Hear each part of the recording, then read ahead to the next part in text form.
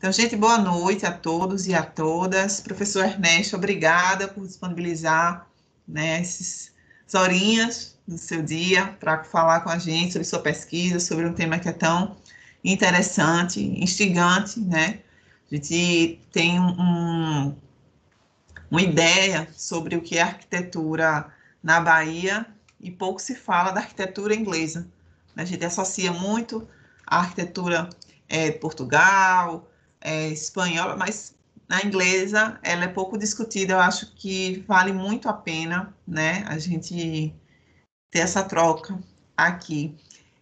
Só para esclarecer, sim, a gravação eu acredito que vai ser disponibilizada. Eu estou gravando todas as palestras e mesas do nosso curso. A gente tem uma página no YouTube e eu acredito que depois a gente consegue baixar e subir lá, tá? Acompanhe também o Instagram do curso, a gente está divulgando os eventos, as ações, iniciação científica, a monitoria. Então, quem não tem o Instagram, segue lá, porque assim que tiver na página do YouTube, a gente divulga lá também. E, professor, fique à vontade. Eu não sei se tem pessoas de fora da Unijorge, se não tiver, sejam bem-vindos também. Né? Eu vi que tem vários alunos meus aqui. Vou ficar recebendo quem for chegando. E quem tiver pergunta, pode ir anotando. O professor Ernesto já avisou que quer que a gente interaja, né? Que a gente participe. Então, Pode durante a interromper. exposição, né, prof, pode ir contribuindo. Vocês fiquem à vontade, vou desligar meu microfone e vou acompanhando aqui nos bastidores. Olha, eu peço só uma coisinha também adicionalmente, que é o seguinte: como eu apresento em tela cheia, eu não consigo ver às vezes quem é que está pedindo para falar, tá? Então abram livremente os microfones, ou então peçam aí para a Pro, que ela vai estar vendo o chat, tudo direitinho, entendeu? Vai coordenando a partir daí. E todo mundo sabe que eu vou falando mesmo, e já que tem muita coisa, eu engato aqui uma primeira, e já já a gente tá indo bem rapidinho, né? É muito curioso, e foi um pouco objeto de uma trajetória acadêmica que, de um primeiro momento, parecia ser absolutamente despropositada, né? Eu vou falar um pouco disso na apresentação, mas em 2003 nós começamos a iniciativa da restauração do cemitério dos ingleses, né? E pouca gente até hoje sabe, na verdade ninguém sabia na época nem que tinha um cemitério inglês ali, muito menos sabe que é o nosso primeiro cemitério. É um cemitério da década de 10 do século XIX, né? E com isso ele é o nosso cemitério mais antigo, porque daí surge o Campo Santo em 1836, mas é demolido, é destruído por uma revolta chamada da Cemiterada, e só volta a funcionar em 1850. Nosso terceiro cemitério é o cemitério dos alemães, na verdade, cemitério Sociedade dos Estrangeiros, ali de frente para ele, um ano depois, e daí a gente constitui a nossa história cemiteral como, aliás, cemitério como equipamento urbano, né?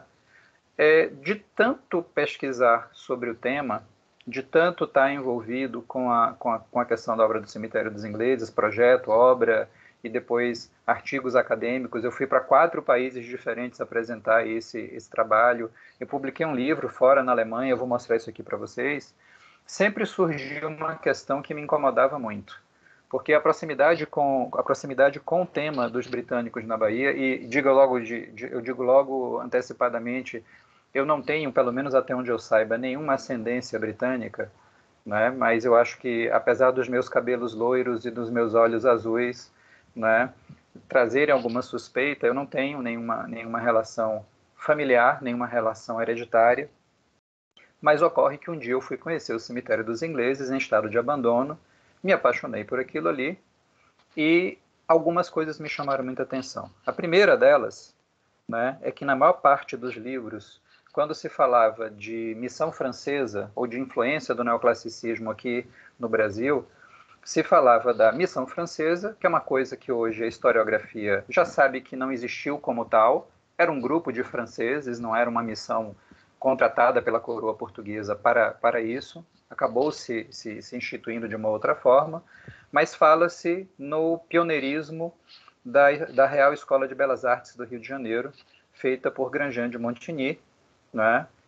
enquanto que a nossa Associação Comercial da Bahia, que é um prédio de influência neopaladiana, fortemente inglesa, ela já surge aqui ainda no finalzinho da década de 10 do século XIX, sendo, portanto, mais antiga do que isso, sendo, portanto, o nosso marco do neoclassicismo, né? E a maior parte das notícias se colocava assim, que a influência do neoclassicismo se dá pela missão francesa, né? E no mesmo período do mesmo parágrafo, estava ali falando de Haussmann no final da frase.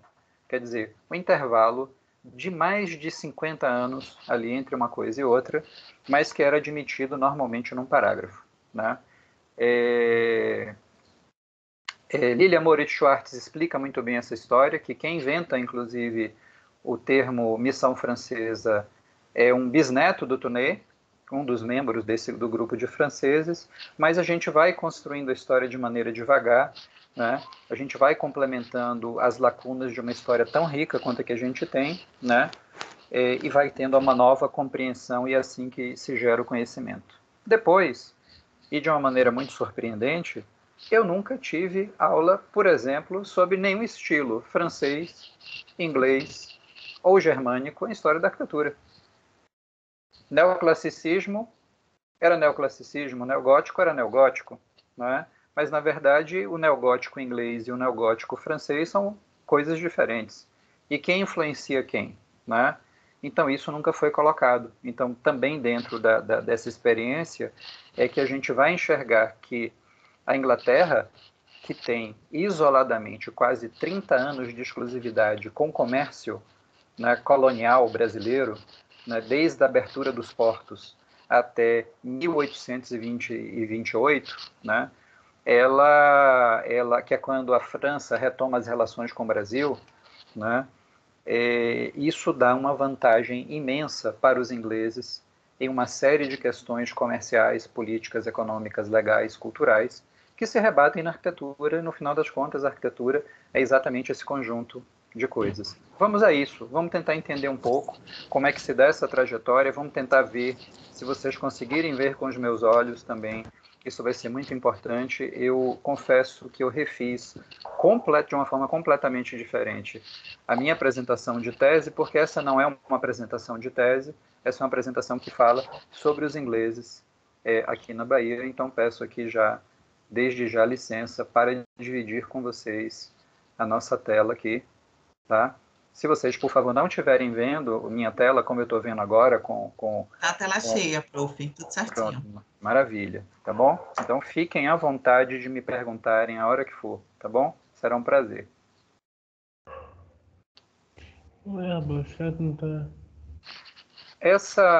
Toda essa questão surge de uma maneira um pouco mais precipitada a partir das guerras napoleônicas. Portugal, um país pequeno, né, bastante pressionado em manter uma neutralidade entre a França e a Inglaterra, as duas grandes potências militares da Europa, né?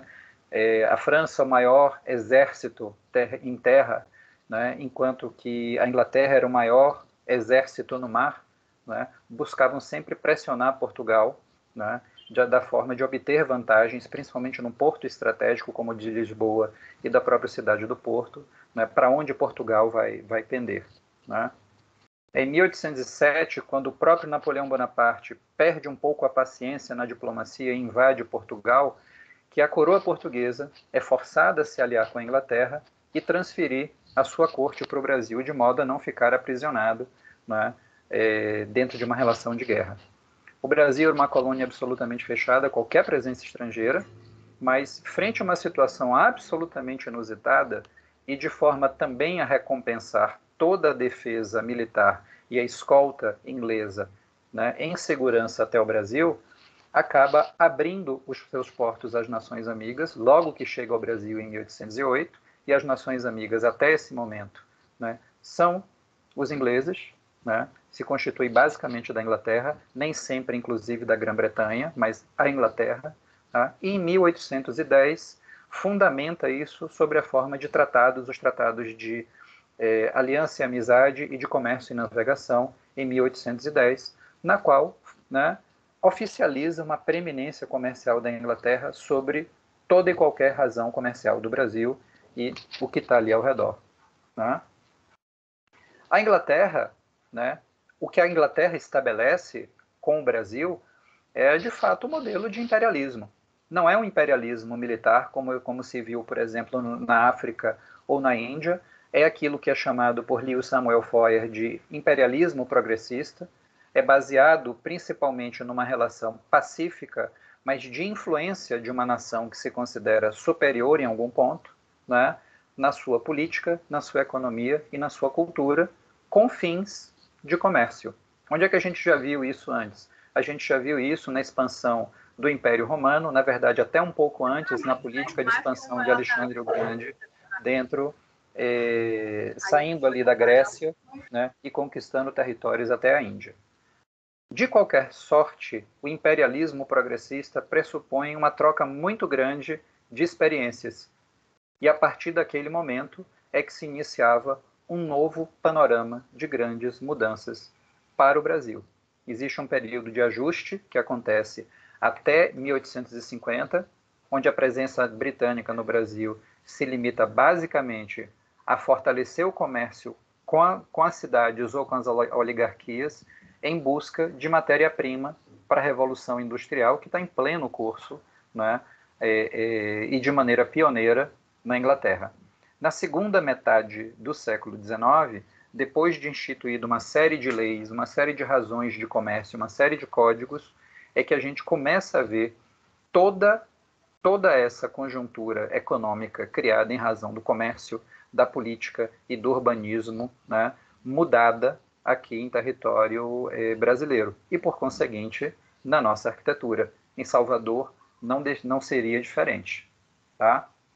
Salvador, apesar de não ser, inclusive, a capital do Brasil, desde 1763, ainda era a capital administrativa, religiosa, né, e administrativa política, além de ser um dos principais portos, né, juntamente com Recife e com Rio de Janeiro, que foram estas as primeiras grandes cidades de interesse dos britânicos. Né? Diante de tal influência, diante de tal preeminência, né, nasce aí a questão: como é que a nossa arquitetura foi influenciada? Né? Eu já tinha, né, a arquitetura, na verdade, europeia, né, é uma arquitetura muito vistosa, é uma arquitetura absolutamente diferente daquela raia da arquitetura colonial. Né? E a gente vê, muitas vezes, exemplos de estilos e de formações e da própria forma, da composição da forma e de novos materiais absolutamente inéditos. Tá? Mas, antes que eu diga qualquer coisa, essas imagens que vocês veem aqui não são da Europa, são imagens da cidade de Salvador, com uma arquitetura absolutamente europeizada, com uma arquitetura e um higienismo totalmente aplicados aí à sua Constituição. Né? Para quem não consegue perceber, ali ao fundo, né, é o centro da cidade, a Catedral Basílica, e essa aqui é a Travessa da Independência. Então, nenhuma dessas casas que vocês viram ali, apesar de parecerem absolutamente europeias, né, e não é por menos, a gente vai entender aqui as razões disso, né, é aí que nos chama a atenção, né, justamente a questão da mudança de tipologia. Entender a presença britânica, né, dentro de todo esse contexto, para mim, começou ali ao final do ano de 2003, quando eu comecei a montar um projeto para a restauração do cemitério dos ingleses, que se encerra ali em 2006. Tá? Essa experiência, né, inclusive, não foi levada só à prática, eu falo em campo, mas ela foi uma pesquisa que foi levada, inclusive, para a academia. Ela foi a minha dissertação de mestrado, em que juntava-se a tentativa de se construir a história de um monumento absolutamente esquecido na cidade, a partir da pesquisa documental dos seus textos, a partir da sua iconografia, de todas as suas imagens antigas, pinturas, quadros, fotos, desenhos, plantas, né? E se encontrou muita coisa, por incrível que pareça. Sim, cemitério não era um tabu na época, né? E, inclusive, uma pesquisa de campo, tá? O que levava, inclusive, a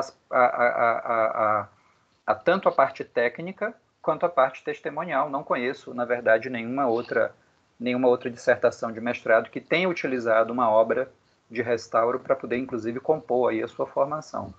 Isso aí teve seus desdobramentos, além do projeto de restauro, né, e o desenvolvimento de um projeto cultural para pagar a obra.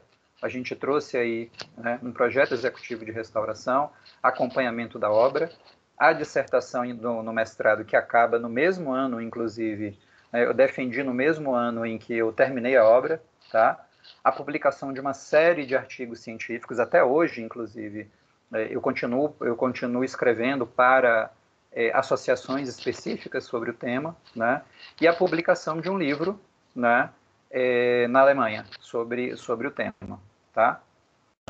Aí a capinha dele, um livrinho singelo, né? Infelizmente ele não está disponível aqui no Brasil, também não ganho royalty sobre ele, é uma publicação acadêmica, mas enfim, né? E aí é que se vislumbram aí não somente o entendimento do monumento em si, essa imagem que vocês veem aí no meio, a imagem mais antiga que se tem conhecimento do cemitério dos ingleses, menos de 10 anos depois da sua fundação, mas que mostra ele completamente estabelecido aqui perto da igreja, né, de Santo Antônio da Barra, né? Ela traz uma aproximação de temas paralelos que vão desde a arquitetura do ferro, desde determinados estilos arquitetônicos, esculturas e outros assuntos aí que vão engrossando, digamos assim, de maneira paralela o tema sobre os ingleses, né? Também, né, e não esquecendo de que a própria prática, né, para se chegar a um livro como esse, ela vai de uma pesquisa que vai sobre todos os pontos, desde a cronologia arquitetônica, desde as suas imagens, né, desde o entendimento do sítio de maneira original, né, e também, obviamente, de como essa obra vai evoluindo no sentido de, né, se mostrar aí reinserida, digamos aí, na perspectiva da urbanidade da cidade. É um cemitério que foi instalado num subúrbio que até então, na década de 1810, era um subúrbio rural, né, e não era para menos. O cemitério era um dos equipamentos muito importantes para os ingleses, né, que montaram uma pequena comunidade nos arredores da Barra e nos arredores de Itapajipe, né? Então tinham aqui igreja, cemitério, hospital, colégio, né? E uma central, um local público, né, de encontros de interesses que gerava aí, inclusive, o desenvolvimento de negócios. Daí o nome da rua, Banco dos Ingleses, surgia a partir disso. Nunca existia um banco formal, apenas era uma associação ali que fazia, às vezes, das feitorias inglesas, né? E esse modelo de Salvador, né, de criar uma comunidade muito bem estruturada, aconteceu em outras cidades brasileiras, aconteceu no Porto, aconteceu em Lisboa, né? E de acordo com uma rede, inclusive, que eu tive contato na Inglaterra, né, isso foi também na China, também no Japão, também na Índia, ou seja, né, um equipamento como esse, ele traz muita história, mas ele evidencia uma sistemática própria, né, de implantação dessa relação de imperialismo no Brasil, tá?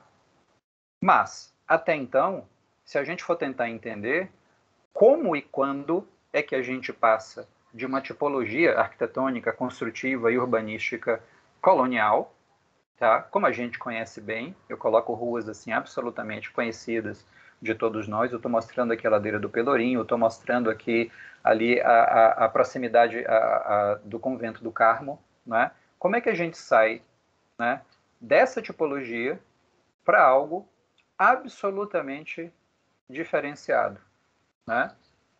O que é que muda? Como é que funciona isso? Né? A cidade se sobrepõe, a cidade cresce horizontalmente, a gente sabe disso.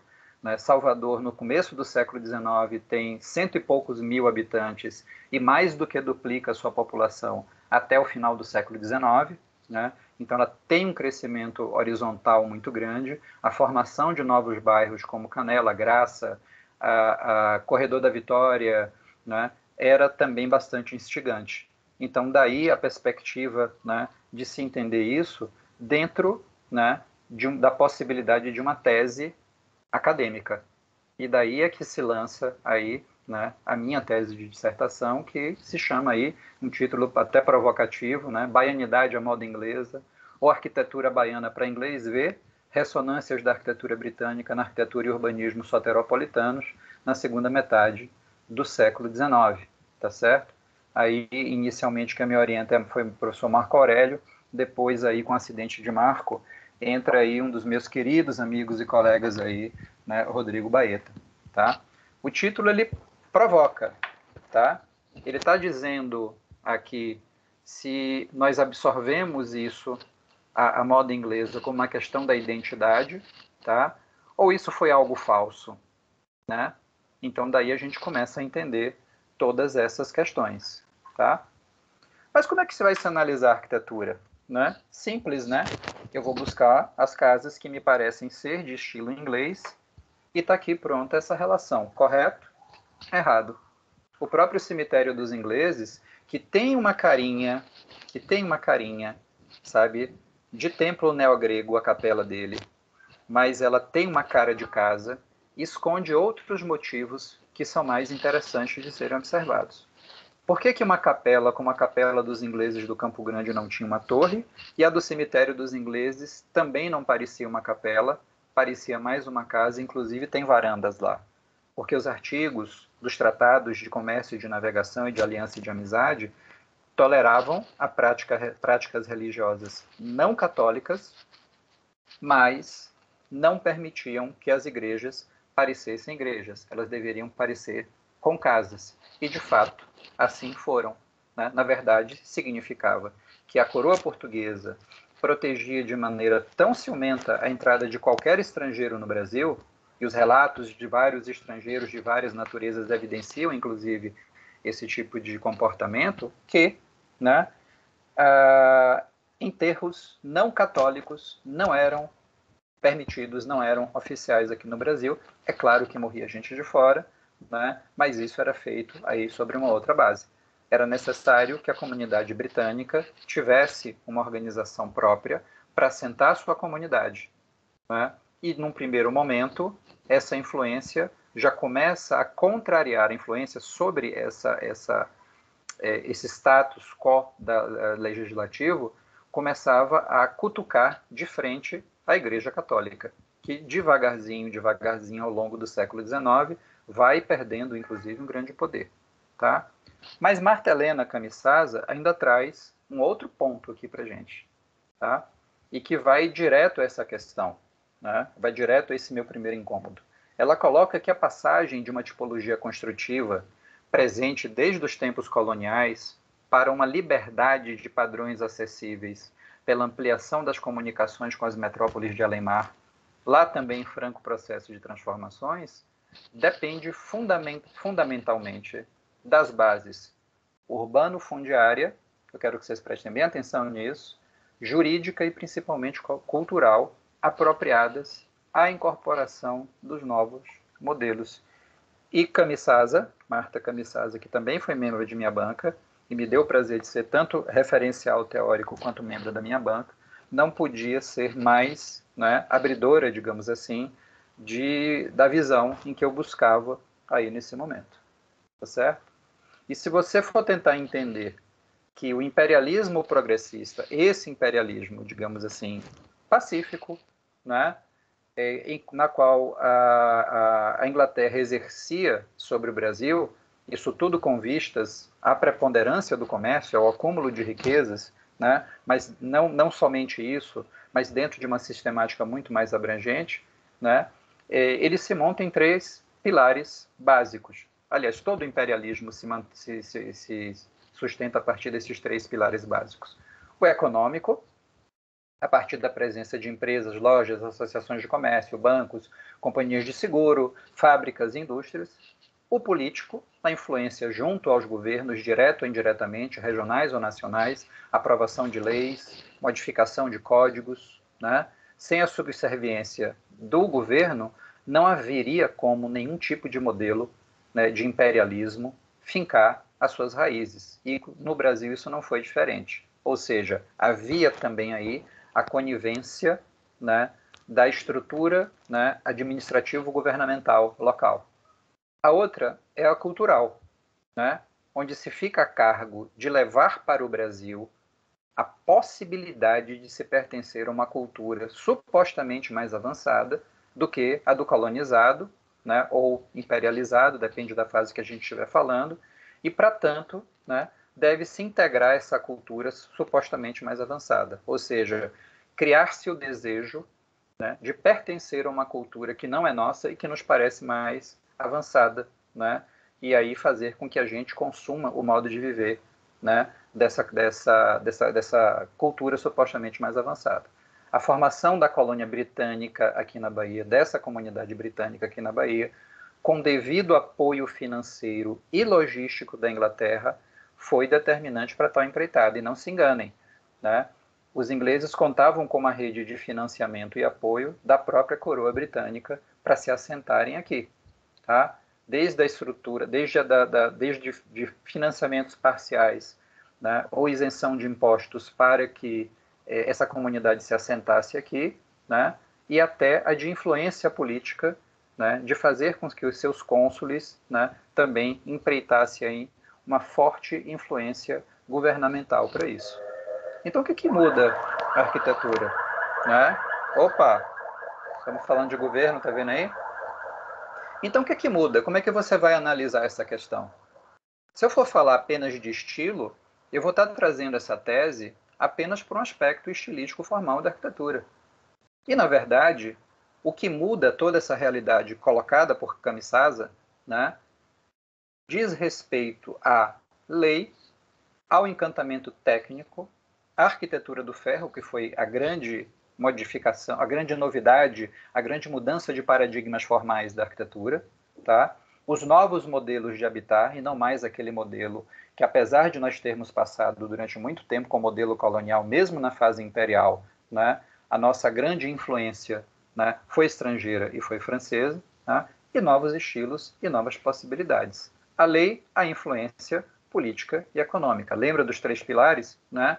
O encantamento técnico na economia e na cultura, a arquitetura do ferro na política e na economia, os novos modelos do habitar na economia e na cultura, os novos estilos e as novas possibilidades na cultura, tá certo?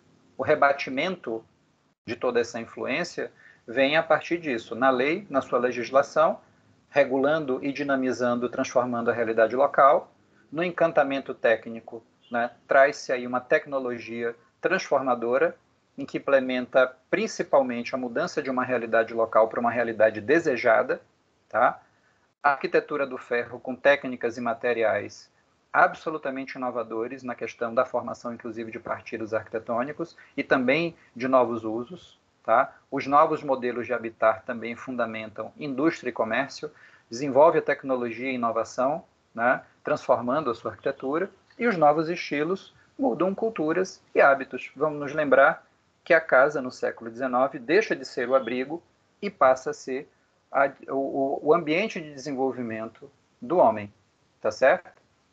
E é preciso se entender também que, apesar de nós termos todos esses eixos, né, colocados, eles nunca poderiam ser entendidos se não fossem entendidos de maneira conjunta e integrados uns aos outros, sobrepostos uns aos outros.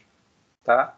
A força da lei, o encantamento técnico, a arquitetura do ferro, os novos modelos da comercialização da arquitetura e os novos estilos e as novas possibilidades. Tá? Eu não vou conseguir passar para vocês aqui, inclusive, uma parte da tese em que eu consigo chegar até os materiais e até alguns elementos arquitetônicos. Tá?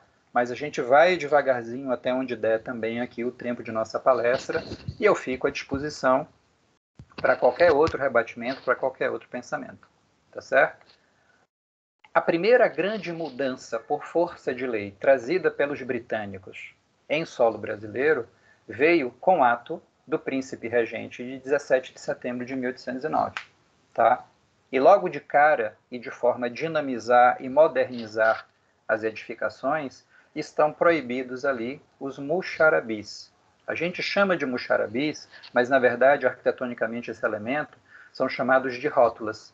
São aquelas treliças colocadas ali ao redor de balcões, ou de varandas, ou de balcões corridos, né, de forma a aumentar, digamos assim, a privacidade das casas, permitindo a ventilação, né, mas sempre fazendo com que você não consiga ser enxergado de fora para dentro das casas, tá? O que ocorre com isso?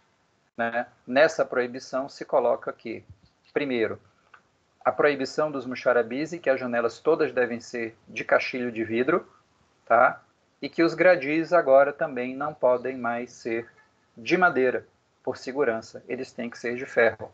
A primeira indústria de vidros que se dá conta no Brasil vem em 1809, em Salvador, né, para suprir justamente essa demanda.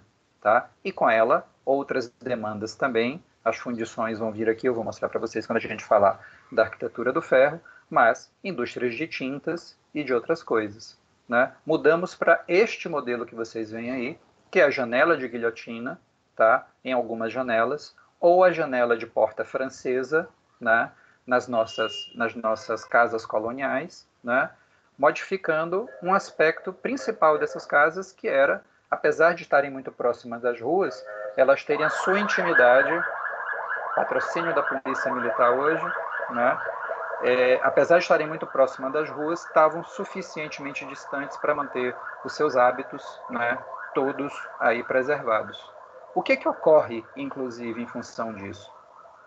No momento em que eu coloco janelas de vidro nessas casas, em ruas que são muito próximas, muito estreitas, em fachadas de casas que estão muito próximas umas das outras, você termina por devassar essas casas.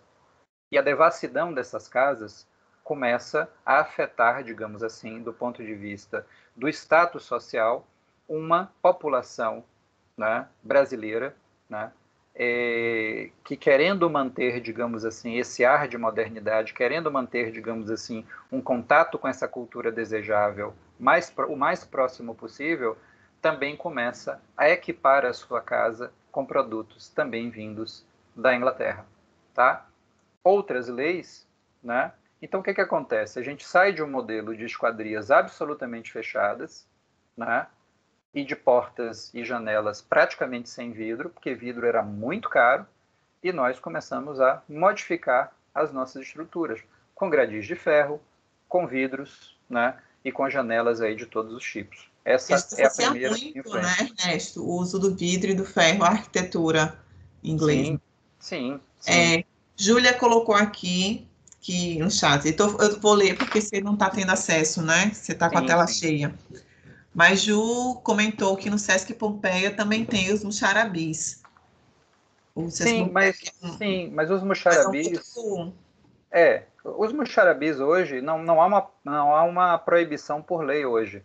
Depois que nós entramos para a fase republicana, inclusive, várias pessoas retomam o muxarabi, mas o muxarabi foi objeto de preconceito porque dizia-se que trazia insalubridade, que era coisa de gente suja, né?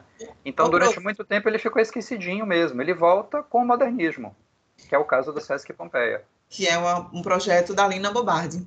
Exatamente. Ernesto, e aquelas casas que tem lá no, em Olinda, tem umas duas casas que tem. É de qual época?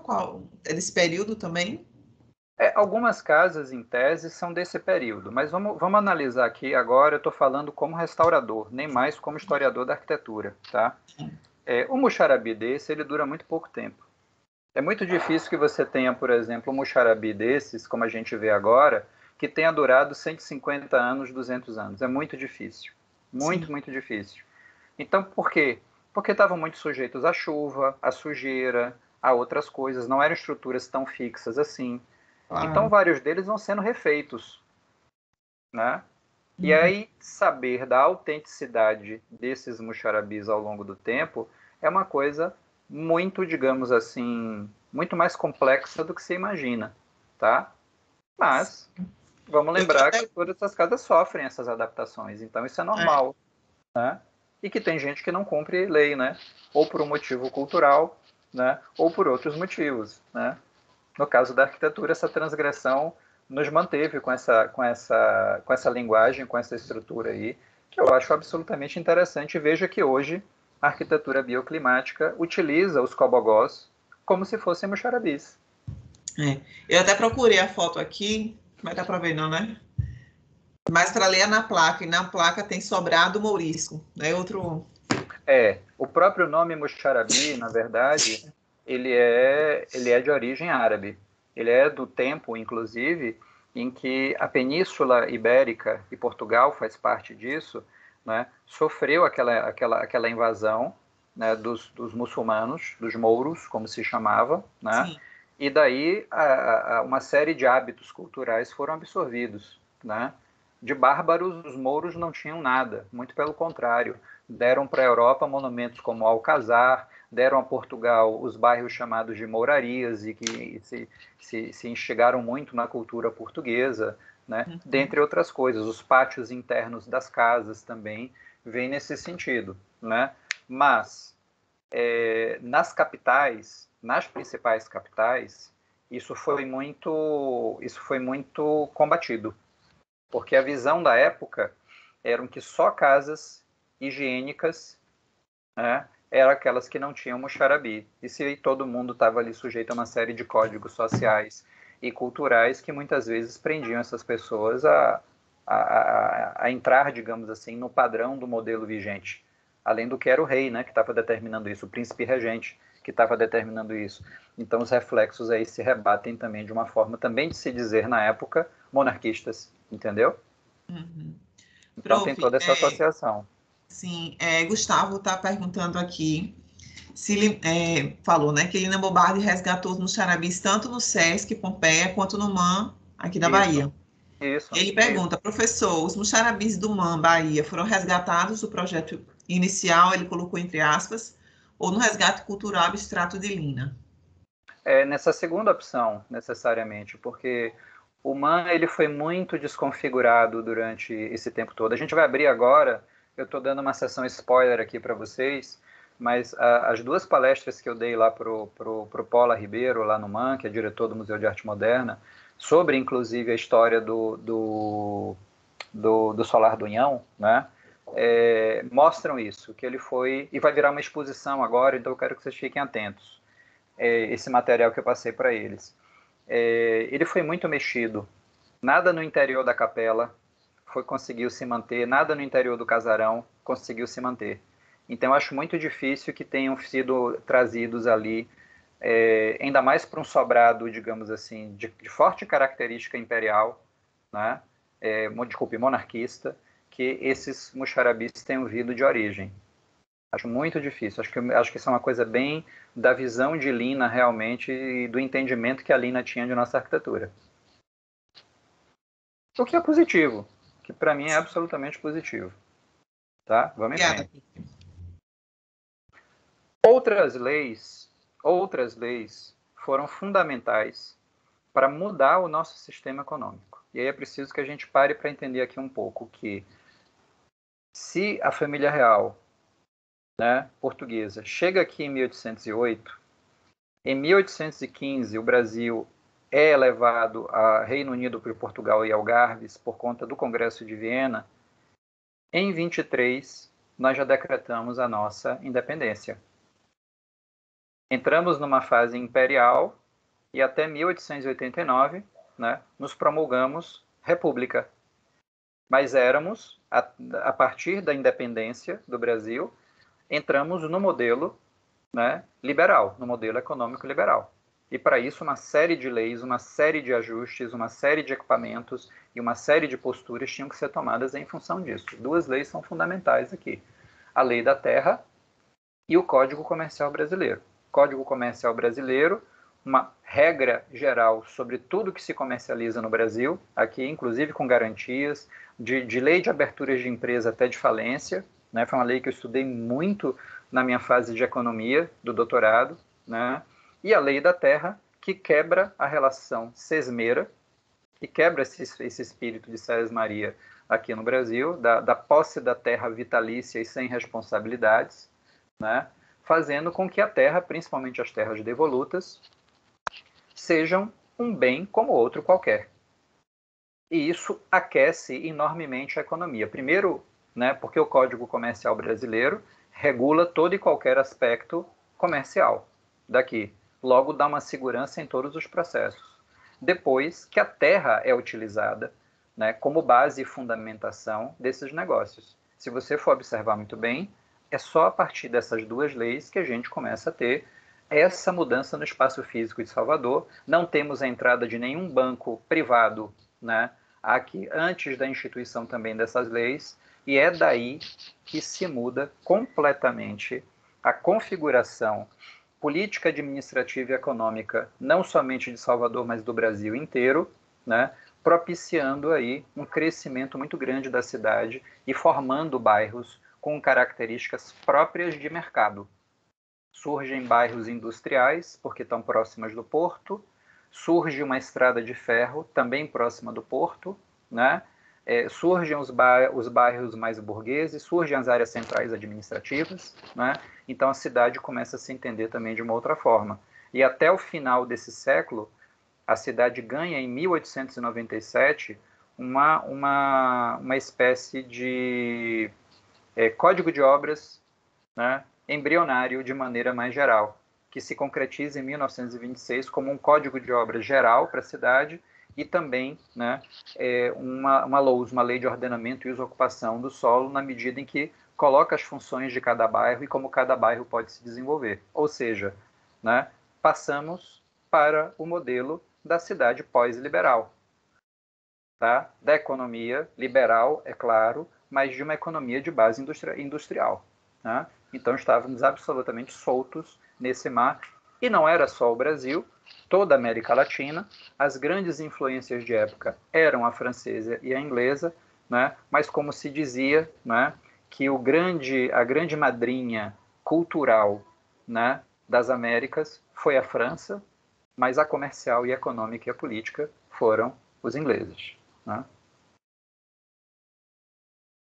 Dentro disso, a gente desejando, inclusive, partir para um novo modelo, e esse modelo era o europeu, e parte desse modelo, obviamente, era o modelo inglês, surge aí o encantamento com essa nova realidade, né?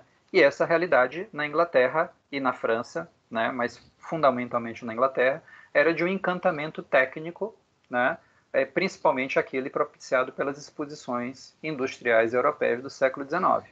Tá? Na Inglaterra, a grande exibição de 1851, na exibição do maior prédio construído em um único volume, né, que era o Crystal Palace, construído inclusive em tempo recorde, todo de vidro e de aço, né, e da principal, não única, mas da principal exposição de Paris, que é a exposição de 1889, aquela que inaugura inclusive o centenário da Revolução Francesa e o início da chamada Belle Époque francesa. Né? Ali a indústria parecia ser a fiel depositária, né, de todo um novo futuro das nações. Ali parece que finalmente a ascensão das classes liberais, das classes de comércio, né, daquele sistema que não pertencia mais ao velho regime, trazia, né, a chamada paz liberal que duraria para sempre, ou pelo menos para sempre, até a instituição da Primeira Guerra Mundial. Fomos inundados com as novas possibilidades de catálogos, né, de fundições, primeiramente fundições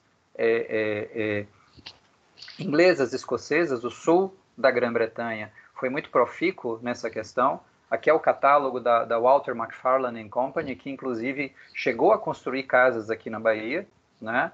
Novas fontes, jornais, inclusive como The Builder, né? Periódicos como periódicos do A.J. Bicknell, de 1878, que traziam inclusive modelos de como você atualizar a sua casa antiga para um modelo mais parecido com o modelo da economia liberal industrial. Né? Então, assim, fomos inundados disso. Né? Lembra que na Revolução Industrial nós tivemos duas outras revoluções, a revoluções gráficas, dos processos gráficos de um lado, e outra dos transportes, que facilitou e criou uma nova linha de comunicação com o restante do mundo. Né? E aí tivemos casas como o Solar Amado Bahia, como a Casa dos Carvalho, tá? Todas essas feitas a partir de fundições estrangeiras. Aí eu vou falar até um pouquinho melhor lá na frente sobre isso. Tá? A arquitetura do ferro, apesar da Bahia não ter sido, digamos assim, não ter tido grandes exemplos monumentais da arquitetura do ferro, mas o ferro agora deixava, com a Revolução Industrial, de ser um elemento adjacente à casa. Na verdade, ele participava de um segundo mundo, né, sobre o qual muitos dos equipamentos urbanos existentes na cidade simplesmente não poderiam ser, né, executados. Se em casas como a casa do Solar Amado Bahia, né, hoje o Museu do Sorvete, trazia aí elementos de fundições aí belgas, isso é na Ribeira, né? Mas essa, pouca gente sabe, né? Mas o Solar Amado Bahia não é uma casa de século XIX, ela é uma casa que foi modificada no século XIX, no finalzinho do século XIX, mas ela tem uma tipologia original colonial, né? Ela pega um kit desses também à venda lá, como eu mostrei para vocês, do A.J. Bicknell, e se instala a partir daí. Ela não entrou na minha tese, inclusive, por conta disso, né? Mas maquinários como o elevador da Conceição, inclusive todo o sistema dele eram ingleses, tá? Aqui, ó, eu consegui inclusive achar o tal do motor da WJM Armstrong, né? Que servia como um dos motores ali para o elevador da Conceição, né? Olha só como a cidade era apresentada. Isso aqui E embaixo esse é é um onde cartão fica postal. hoje o elevador Lacerda? Exatamente. Então, Exatamente. Ele depois é modificado aí de formato, ele muda desse estilo, digamos assim, mais de arquitetura do ferro para o Art Deco, né? Era lindo já, né? Se você for observar bem, fora o fato dele descer fechado numa cápsula, ele é muito parecido com o elevador do Taboão hoje, como o elevador do Taboão se encontra, tá? O elevador do Taboão, os planos inclinados Gonçalves e do Pilar, né? Também todos com o ferro inglês, também com estruturas inglesas, tá? Ali. O ferro, sendo feito como ferro batido aqui ou como ferro fundido, ele basicamente tinha uma mesma origem, que era os perfis metálicos ingleses, que inclusive estabeleceram aqui lobbies para a construção de uma série de coisas aqui, da rampa do mercado modelo, né? Do mercado modelo atual, a construção do mercado modelo original, e por aí vai. Tá? Fábricas como a fábrica do Luiz Tarquínio, né, foram montadas a partir dessas exposições internacionais. Inclusive, eu cheguei a verificar do Luiz Tarquínio e a da Felber Jucker, que é uma empresa inglesa, que existia até bem pouco tempo atrás, acabou-se logo depois da Segunda Guerra Mundial, mas esses coretos, toda a estrutura da fábrica, e muito provavelmente motores e outras coisas, também eram ingleses, né? O mercado modelo originalmente não se tem aí uma certeza se ele era francês ou se ele era inglês, mas esse é o mercado modelo original, antes da reforma do Filinto Santoro, né? Muito feinho, tal. Eu acho particularmente que ele tem uma feiura inglesa, mas eu acho que ele é francês, né? Eu tentei descobrir durante a tese toda e não consegui. A estação da calçada, feita inclusive pelos ingleses, construída aqui pelos ingleses, por aqueles mesmos ingleses que inclusive tem um filme antigo, né, que fala sobre dois leões que aterrorizam a vida aí de um pessoal construtor de estradas de ferro na África. Esse filme é baseado numa história real. É o mesmo grupo que construiu aquilo ali, veio construir aqui na Bahia, né, e traz aí toda a malha ferroviária, todas as estações, todos os trilhos. Quer dizer, a arquitetura do ferro ela movimentava e de forma muito grande essa condição, né? Também muda-se a forma de se deslocar pela cidade, da cadeirinha de arruá colonial ao bonde puxado por burro, né, ao bonde elétrico, tá, em vários momentos aqui na cidade, tá certo? Cidade Baixa, oi.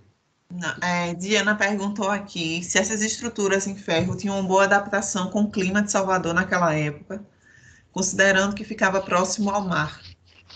Sim, sim. Eu inclusive consegui encontrar estruturas metálicas de 1820 e poucos, entendeu?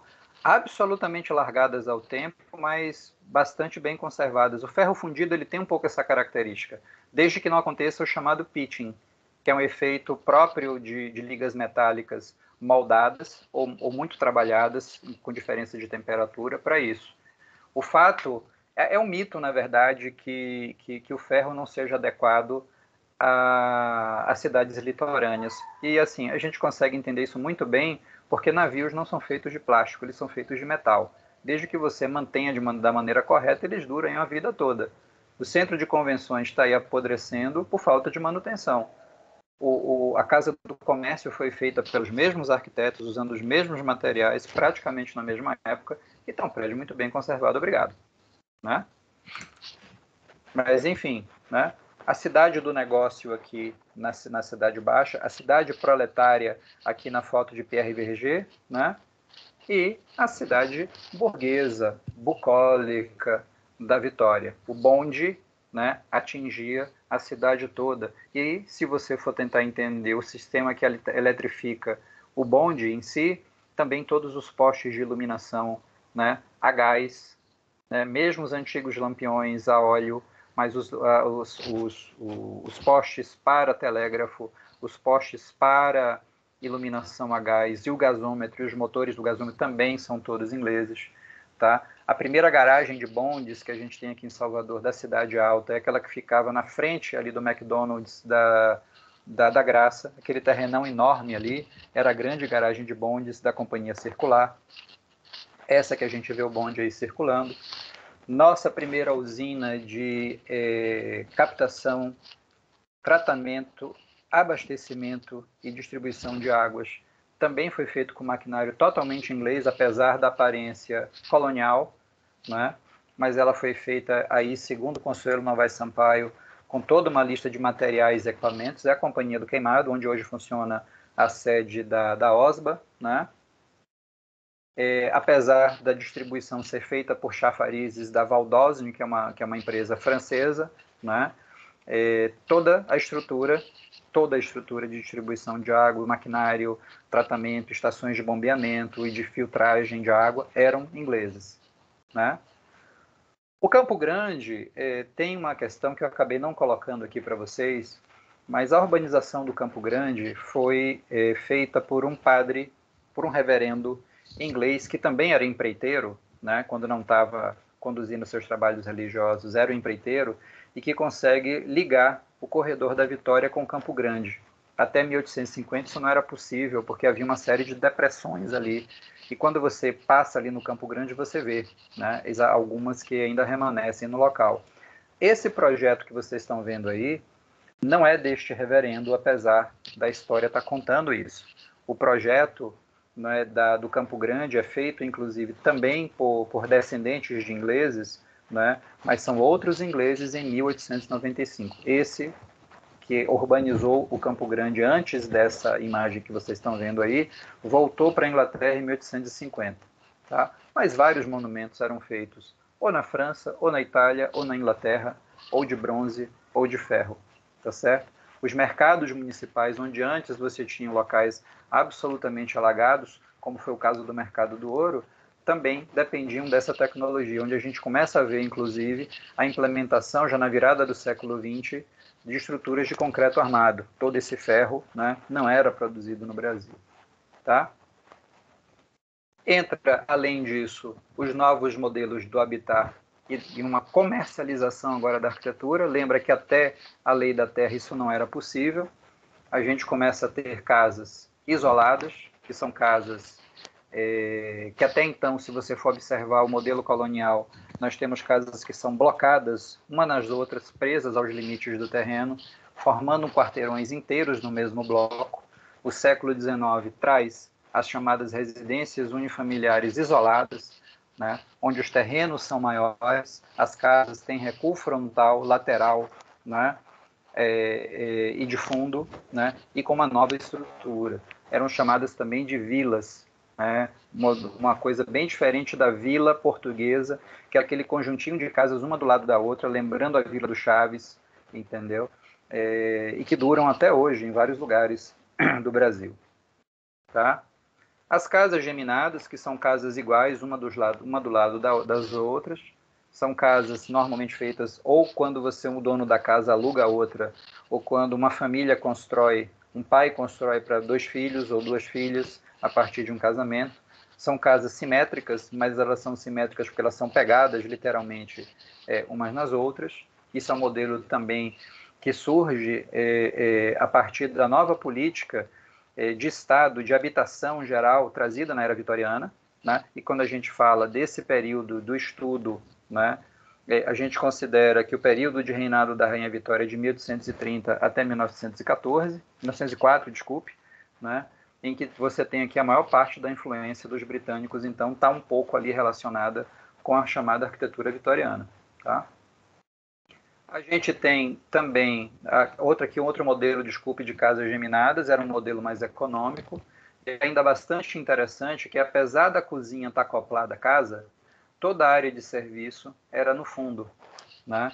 Casas mais nobres, inclusive, tinham mansões como a Casa dos Carvalho, por exemplo, ou como o próprio Solamar do Bahia, tinham todas as suas dependências de empregados para fora do volume principal da casa, né? Hábitos, né, mais, como é que se diz, mais próprios, mais digamos assim,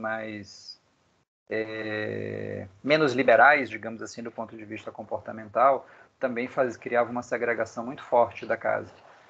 Outros são grupos de casas, porque agora a iniciativa privada, né, começa a construir casas, inclusive casas mais populares. Essas casas populares, por força de lei, dessas duas leis que eu citei para vocês ali, né, da Lei 1146 de 1926 e do Código de Posturas de 1827, colocavam que esses modelos mais econômicos de casa só eram possíveis nos subúrbios proletários. Né? Você não podia construir isso na Barra, por exemplo. Né? Veja que a própria lei já segrega também um pouco essa condição.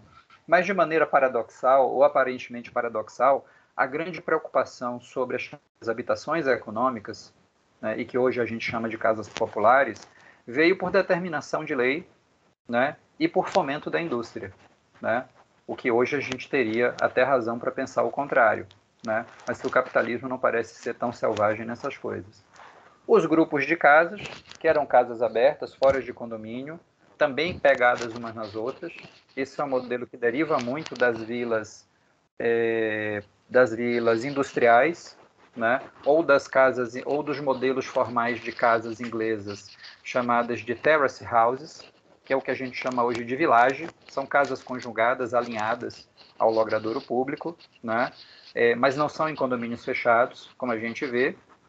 Esse modelo é um modelo que foi muito bem sucedido na Inglaterra, né, na sua política de habitação industrial. Como eu disse para vocês, a era vitoriana trouxe a questão da habitação como um plano de Estado, né, para a Inglaterra, e esses modelos, inclusive, criados aí na época, essa reprodução desse modelo, provavelmente veio justamente com isso, até porque os próprios franceses admitem hoje que os seus modelos de habitação popular, né, e principalmente de bairros industrializados, vieram dos ingleses, dos alemães também ali, a partir de Hermann Muthesius, dentre outras questões colocadas. Mas eram casas mais, digamos assim, mais baratas, né? Eram casas ali voltadas para trabalhadores, né, dos subúrbios ali, como Itapajipe, como Ribeira, como a Penha, né? Hoje, no século XX, inclusive, a chamada casa proletária. A gente conseguiu identificar aí 14 modelos, né, de casas proletárias em que eram dadas pela prefeitura. Quer dizer, a própria administração municipal continuou levando para si, continuou trazendo para si a responsabilidade de dar morada a determinadas pessoas. Casinhas ali na Léo Virgílio do Filgueiras, casinhas próximas à atual Faculdade de Arquitetura, seguem exatamente esse modelo que vocês estão vendo aí. E por muito pouco, a casinha rosa da Faculdade de Arquitetura da Universidade Federal da Bahia não é um desses modelos. Ela é um pouco maior. Tá? Aqui algumas plantas. Essas casas traziam algumas inovações, inclusive. Eram nessas casas que o banheiro já estava incorporado ao corpo da casa, coisa que a maior parte das casas na época não estavam. Tá? Outro modelo aqui, tá? A gente já está observando aqui a planta. O grande modelo dessa época são as vilas operárias, que eram construídas, né, aos milhares na Inglaterra, condomínios fechados de casa para operários específicos de uma fábrica, com aluguéis diferenciados e às vezes até sistema de moeda. Né? A Vila do Listarquinho, aqui é a mais famosa de Salvador, inclusive porque não eram somente as casas que haviam ali, mas havia também uma escola, um mercado, uma praça, havia um centro comunitário e toda uma questão aí da habitação popular criada pelos industriais, né? Não é de se espantar. Né? A origem de Luiz Tarquínio é uma origem bastante humilde. Ele é filho bastardo de uma lavadeira e que acaba se tornando um dos industriais mais mais representativos da história, não só da Bahia, mas do Brasil, né? Então a gente vê aqui, a gente consegue ainda achar no Arquivo Público Municipal as plantas das vilas operárias da Empório Norte ou da Companhia Progresso Industrial, é a mesma coisa, né, nesse contexto. Esse é um modelo inglês, esse é um modelo que foi implantado na Inglaterra justamente para tentar resolver, né, pela ordem dos chamados Building Acts, as leis construtivas, que responsabilizavam as indústrias, né, para a construção dessas casas, né? E várias casas nesse modelo de casa em fita que eu falei para vocês, que a gente chama hoje de vilagem. Boa parte dos nossos villages descende exatamente disso. Até hoje são construídos terrace houses na Inglaterra, né? Que é um modelo que dá muito certo. Aqui o exemplo da Vila Operária. Tá? Um outro ponto, e que talvez seja o ponto que inicialmente a tese tenha querido abordar, mas seria insuficiente, é o entendimento desses estilos que rodavam aqui. Tá? Eu não pesquisei modelos franceses nem modelos germânicos, não era o objetivo da minha tese, mas era imprescindível que se pesquisasse desde o período georgiano até o período vitoriano e até o fim da era eduardiana, né, quais eram os estilos vigentes ali, tá? E nós temos vários, tá certo? Nós temos o neogótico, nós temos o neoclassicismo, nós temos o neopalladianismo, nós temos o italianate, nós temos o jacobino, o neogrego, o Segundo Império, tá? Nós temos a arquitetura industrial, nós temos movimentos como Arts and Crafts, nós temos estilos formais, como é o caso, por exemplo, do chalé suíço, e daí vai. Eu trouxe aqui alguns quadrinhos para que a gente pudesse observar exatamente como esses modelos, se bem que a gente não consegue identificar muito bem, a não ser em algumas indústrias, modelos essencialmente ingleses, mas para que a gente consiga comparar em casas, ou casas que não existem mais, mas algumas poucas ainda existem, a comparação formal desses estilos. E é por isso que eu brigo muito com essa coisa de dizer que ecletismo tanto pode ser o estilo arquitetônico trazido pelos italianos no fim do século XIX para o começo do século XX,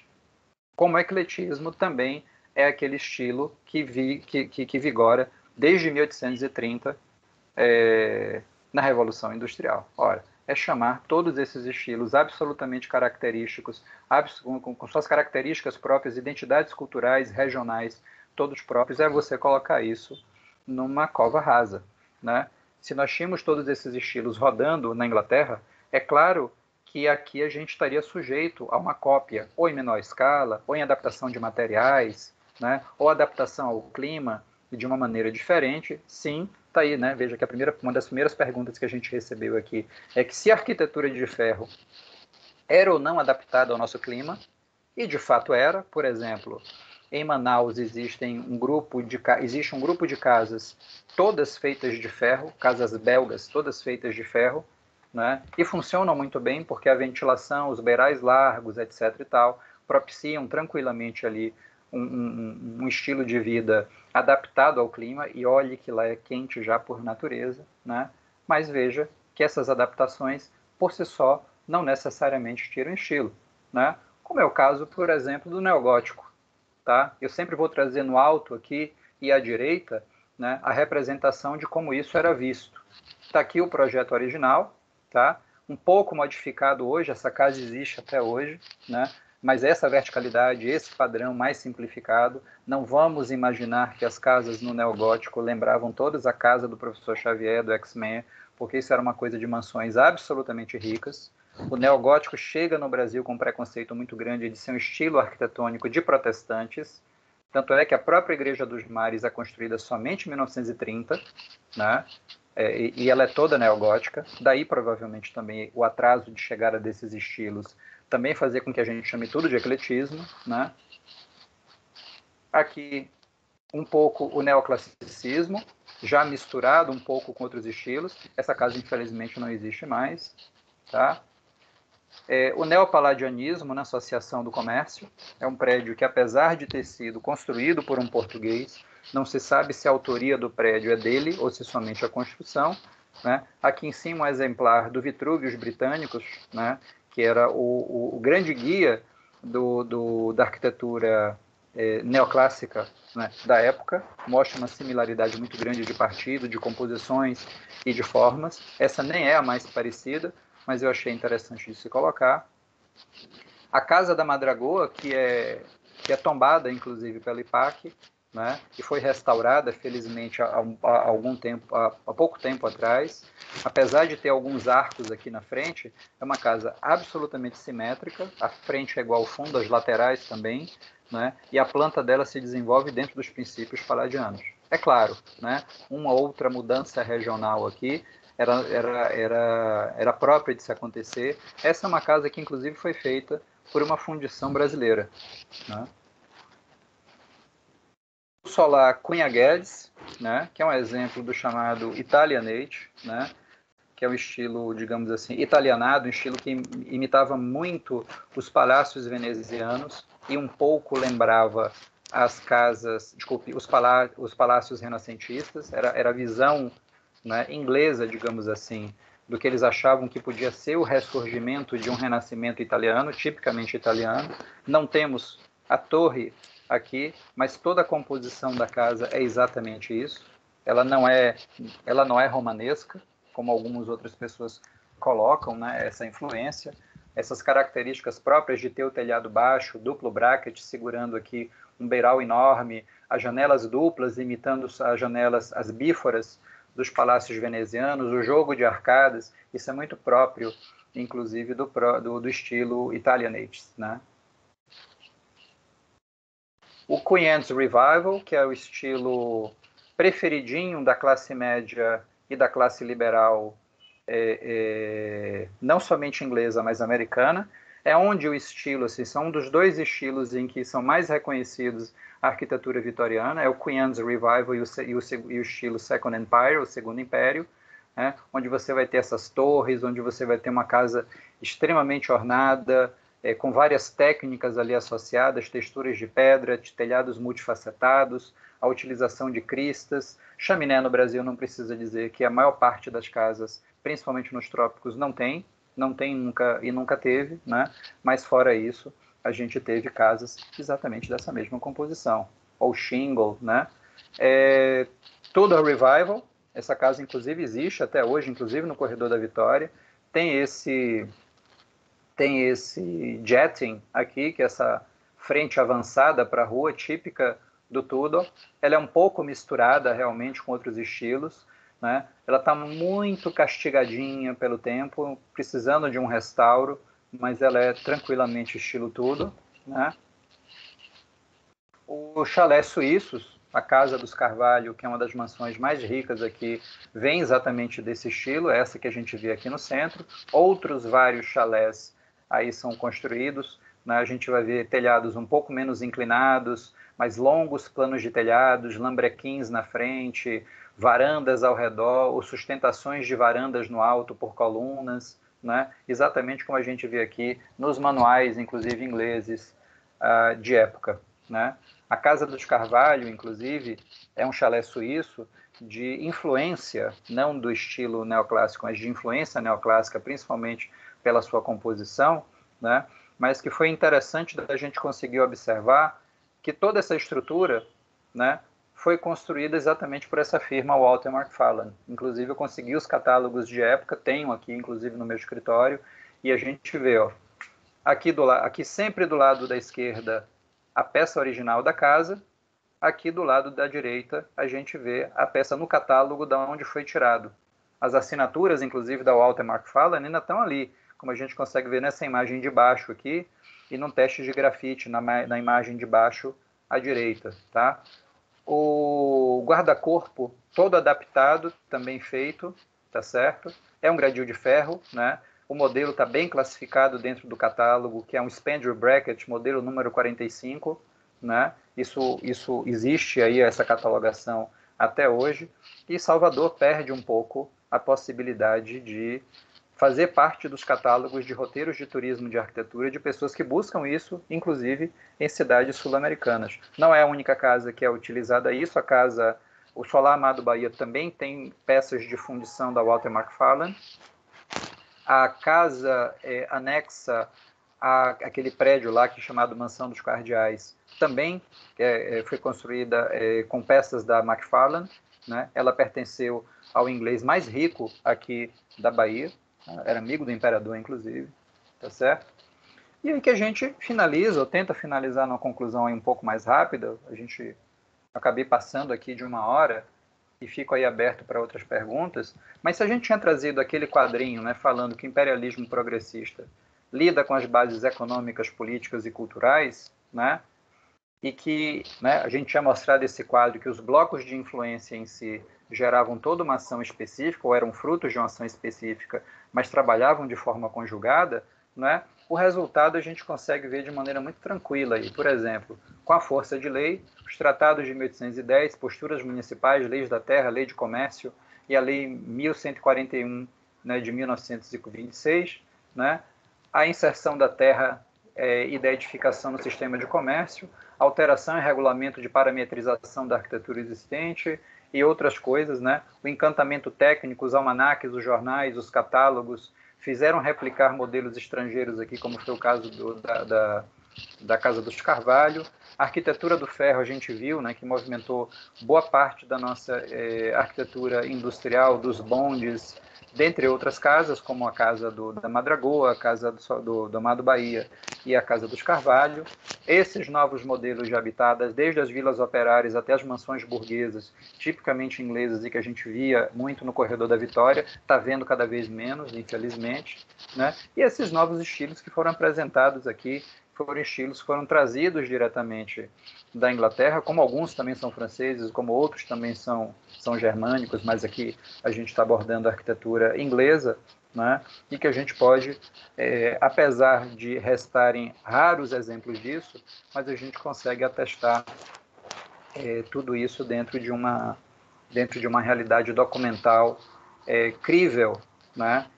Que foi tirada, inclusive, de uma pesquisa feita no Arquivo Público Municipal, dentre outros lugares, e só para analisar as casas foram separados mais de 750 exemplares, separados dos 2.250 originais para a pesquisa. Ou seja, nós tínhamos, sim, muito fortemente uma influência inglesa na nossa arquitetura residencial, né?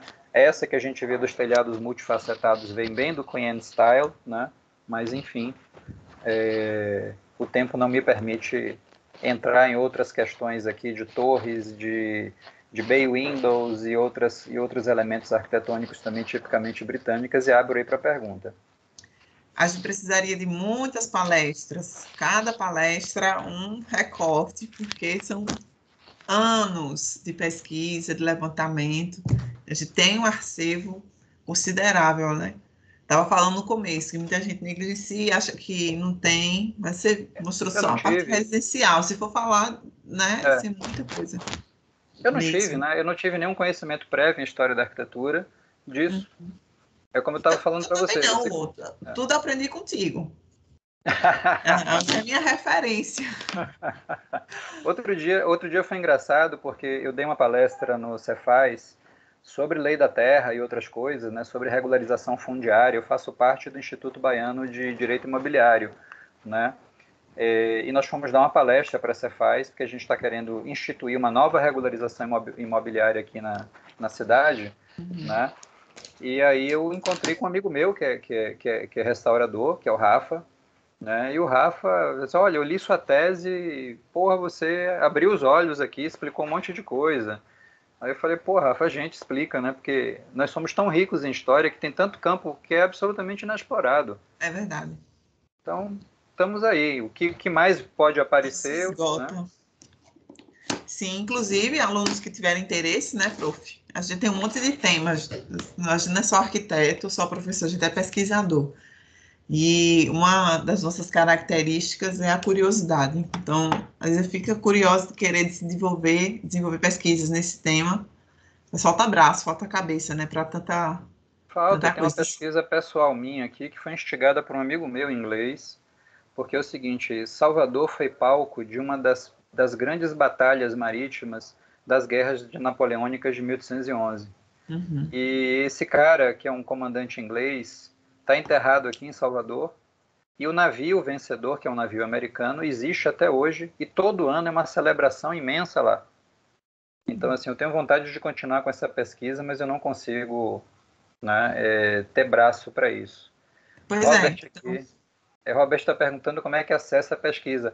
Bota assim, ó, PPGAU, o site do programa de pós-graduação da Faculdade de Arquitetura e Urbanismo da UFBA, né? E bota ali, ó, Baianidade, a moda inglesa, você vai encontrar ali rapidinho. Ou então meu nome, você encontra o link para a tese rapidinho ali. Procurando aqui também, viu? Coisa, eu já boto o link. Quem mais tem alguma pergunta, alguma questão, alguma provocação? Veja que a gente já se agregava em arquitetura, né, na cidade já desde aquela época, né? Já achei aqui, viu, professor? Vou colocar aqui o link do PDF. Pronto. Quem quiser Aí, ó. pesquisar, ler Marcos mais, colocou também, ó. ótimo. Fiquem à vontade e aí o que vocês precisarem. É só um começo, gente, de um tema que era absolutamente não explorado aqui na Bahia. Eu fiquei feliz de ver pessoas como Marta Camissaza fazendo esse tipo de provocação no Rio de Janeiro, né? E a própria Lilian Moritz Schwartz, que é uma das minhas ídolas em história. Eu cheguei a trocar, inclusive, correspondência com a Lilian sobre o livro dela, O Sol do Brasil, no qual ela desvenda que essa coisa de missão francesa é um devaneio histórico nosso, de querer que a nossa cultura seja francófona, né? Mas a realidade é bem outra, e mais Narrativa, interessante até, né? sim, sim. E eu acho muito interessante essas pesquisas. Outra, a gente tem um grupo na UFBA que é o Etnicidades, que também fala, né, da Conheço. arquitetura de origem africana. Então, Sim, sim. a gente tem muita influência de vários continentes, de vários países, e acho que é importante a gente discutir, né, porque depois eu tenho certeza que todo mundo vai sair daqui olhando a cidade com outros olhos, né, identificando essas características em construções que a gente passa e nem presta atenção. Prof, uma coisa que você falou muito, eu saí anotando aqui, é a questão da legislação, coloquei aqui, né? Imperialismo progressista, a questão da legislação, da força de lei, uma outra coisa, além da legislação, que é algo que hoje eu estava conversando com uma pessoa e falando sobre projeto, e ela não é da área, e ela falando assim, mas eu não sabia que tinha tudo isso. Né? Como se, eu comprei um terreno, eu quero fazer uma casa, e aí eu quero que a casa seja assim, a gente espera. Né? A gente tem uma série de, até alguém chegando, de regulamentações, de legislação, né, de índices para a área cumprir, e não é algo novo. Né? Você mostrou que há muito tempo a gente tem essa regulamentação do solo, né, da própria arquitetura, a gente tem o Código de Obras que direciona o projeto arquitetônico, né, especialmente da arquitetura residencial. Hoje à tarde a gente falou da norma de acessibilidade. Então, eu sinto que tem uma resistência em relação à legislação, mas, na verdade, é uma evolução, né? Acho que é uma discussão e, em alguns processos, é para melhorar a qualidade da habitação também, não é só burocratizar. Algumas curiosidades, né, que são bem importantes sobre legislação, tá? Sim, A primeira é uma positiva, que regulamentações sobre escada, cálculo de Blondel para as escadas, dentre outros, né, vãos livres na casa, áreas de janela que tem que ser pelo menos um quinto da área do ambiente, etc. e tal, isso já sim, estavam previstos desde o Código de 1897. há muito tempo. O Código de 1897 já falava, veja bem, nosso código era bem moderno, ele falava de elevadores de concreto armado já em 1897. Obrigado, Daiane. Está dizendo aqui que nunca mais vai passar pelo corredor da Vitória com a mesma cabeça. Casinha Depois que eu abandonada, ouvi, cemitério, Palacete das Artes. Pois é, instiga a nossa cabeça, né? Outra que é um preconceito que havia, eu me lembro que quando eu era estudante de arquitetura, eu fiz arquitetura e fiz engenharia civil, mas larguei engenharia civil porque desde sempre me entendi como arquiteto, né? uhum, E E aí tinha uma conversa boba que dizia o seguinte, que arquiteto só podia projetar até 2 pavimentos, né? Ó, se você consegue projetar uma cidade, né, um prédiozinho de 40 andares, não é nada para o arquiteto. Você sabe de onde é que vem isso? Isso também vem do Código de 1897, que instituía 2 tipos de profissionais de construção. O profissional de primeira categoria, que podia fazer todo tipo de casa, e o profissional de segunda categoria, que só podia fazer até 2 andares. Ou seja, o preconceito do mau engenheiro, porque os bons engenheiros são maravilhosos, eu tenho grandes parceiros na área de engenharia, né, vem justamente a partir disso, como se colocasse o arquiteto como uma pessoa de segunda categoria, né? Mas a gente tem muita coisa. Eu tive 2 fases assim que foram muito próprias no doutorado. A primeira foi a fase economia, e que eu convivi com a comunidade de economia para poder entender a economia baiana. Na parte de economia da tese tem uma parte bastante longa para poder entender que a arquitetura é resultado também da economia. E a outra foi de legislação, em que eu li tudo de 1826 até hoje. Eu fui Caxias o suficiente para ler, porque eu não consigo, eu sou meio compulsivo obsessivo, né? Eu sou meio Sheldon para essas coisas, então eu vou atrás mesmo. Então é por isso que a gente hoje debate, né, em igualdade para isso, né? Daí a gente está perguntando aqui, Pro, no título da sua tese tem uma frase que eu vi muito dizer que o que significa para inglês ver. O que era para inglês ver? Era o seguinte, dizem que os portugueses aqui começaram a sofrer pressão dos ingleses para abolir a escravatura. E os portugueses faziam uma série de ações e leis que não tinham nenhum fundo de verdade, que era só coisa para o inglês ver e os ingleses não boicotarem a gente. Daí vem a expressão. E o para inglês ver é uma expressão que indica falsidade, né? Indica de qualquer forma. É por isso que eu digo, né? A arquitetura, né? Ela é para inglês ver ou não é? Ou ela é realmente uma baianidade à moda inglesa? Se é uma baianidade à moda inglesa, significa que nós absorvemos esse conceito como parte da nossa própria história, e isso virou tradicional. E se for, né, para inglês ver, é porque ela nunca aconteceu de fato, ela foi uma coisa mentirosa, A entendeu? narrativa é criada como tantas outras que a gente já Exato, viu. exato, exato. Felizmente, Daiane, não foi. Não, a gente tem mesmo, a gente tem vários momentos. E eu comprei uma briga assim meio doida com essa tese, porque eu queria inicialmente falar só sobre estilo. Mas depois que eu vi que crescia mais, eu fiz o contrário do que muita gente faz no doutorado, que reduz o tema. Eu ampliei para poder chegar nessas questões aí, porque é tudo, né? Arquitetura é tudo isso junto e mais alguma coisa, né? Uhum. Excelente, Bruno. Mais alguma coisa, gente?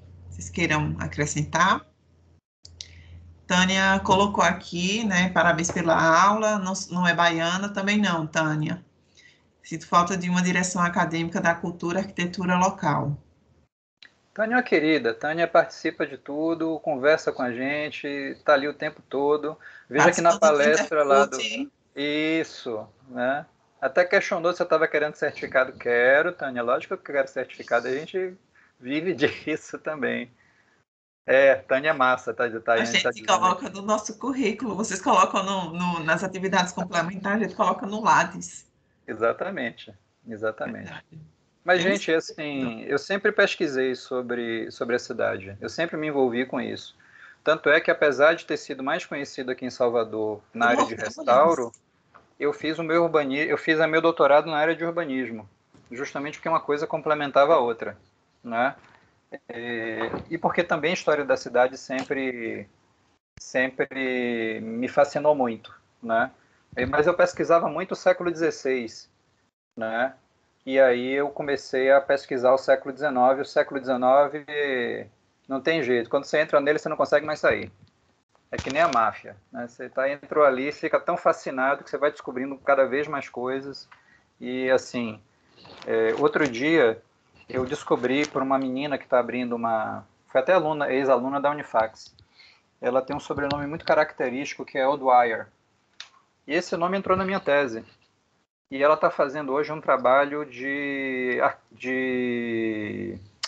costura estilística, né? Ela como é que chama? Trabalha com moda. E o descendente dela, o Dwyer, no século XIX aqui, trabalhava também com moda. E ela não sabia, né? Então, assim, é tanta coisa que aparece que vocês não fazem ideia. Tanta gente de fora que eu já recebi, sabe, também nesse sentido, né, em que as coisas crescem, os assuntos crescem e vão se tornando absolutamente fascinantes. Há muito tempo que eu não ia no cemitério dos ingleses, né, e depois que eu fui, deu uma saudade, sabe, deu um negócio assim de, poxa, vamos chamar os meninos aqui, bora pra cá. E a administradora topou, porque eles estavam fechados a visita às grandes, mas ela topou porque foi eu que tinha pedido lá para ela, eu não sabia que eu estava com essa moral toda, né? Mas é isso mesmo, não é uma história dos ingleses, é uma história nossa, é uma história que foi absorvida pela gente aqui nesse sentido, e daí a gente segue, né, compreendendo melhor e maior a história. Eu acho que é isso a geração de conhecimento. Quando você vai para um assunto que você nem sabia qual era o resultado, né? Mas eu acho que cheguei lá, acho que eu consegui entender alguma coisa aí nesse sentido. Você acha? A gente tem certeza.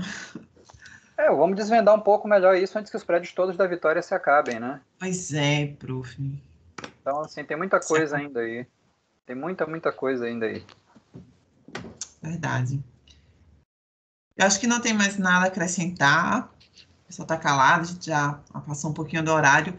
Ernesto, muito obrigada É um prazer, uma por compartilhar. felicidade minha estar aqui com vocês. Aí, ó, a Tânia está falando que está aguardando ansiosa a aula externa. Está super empolgada. Thomas Shelby. Uma Shelby Ernesto. Quando tiver, me chame que eu vou. Eu vou lhe passar assim que a gente tiver a data, deve ser num sábado, tá? Porque os meninos me pediram que a gente fizesse num sábado. E aí a gente vai lá pro cemitério dos ingleses e para essa visita que vai acontecer na semana depois com os meninos de História da Arquitetura, para a gente definir o game lá. Perfeito. Já estou com a roupa de ir, com a câmera carregada, tudo certo. Pronto, bota seu tênis de correr, eu boto o meu também de correr, a gente Não, vai já lá. vou subir a ladeira corrente, sair daqui correndo e chego lá. Inclusive, esse é o treino de amanhã, viu? É subir a ladeira da Barra até a Igreja da Vitória e voltar. Dá uns 7, 8 quilômetros, mais ou menos. Tá Mas ótimo. vamos embora. Tá bom, gente. Viu? Gente, obrigada. Amanhã tem mais. Encontro vocês. Dai, eu sei que se inscreveu para a oficina. Os demais eu não sei. Então, quem se inscreveu para a oficina de amanhã, por gentileza, né? Coloque uma máscara boa, né? Bem vedadinha. A gente vai estar presente. Eu sei que eu estou morrendo de saudade, né? De ter aluno perto, mas a gente precisa manter os protocolos de segurança, né? Para evitar a contaminação. A pandemia não acabou. Eu já tomei as 2 doses, mas isso não significa que eu não posso ser uma vetora, né, transmissora de Covid, também posso pegar. Então, vamos continuar se cuidando, tá? Todo mundo de máscara, álcool, chega lá, procura segurança, que ele vai aferir a temperatura, a gente vai se manter distante e vai ser ótimo encontrar vocês. Ernesto está me devendo um café também, né, prof? Fácil. Não esqueci. Também Então, não. gente, obrigada, boa noite a todos e a todas. Prof, até a próxima. Um abraço, gente. Beijo no coração de todos. Se protejam aí, tá bom? E a gente se vê aí durante a semana, ó. Fiquem com Deus, tá? Você também, professor. Até mais.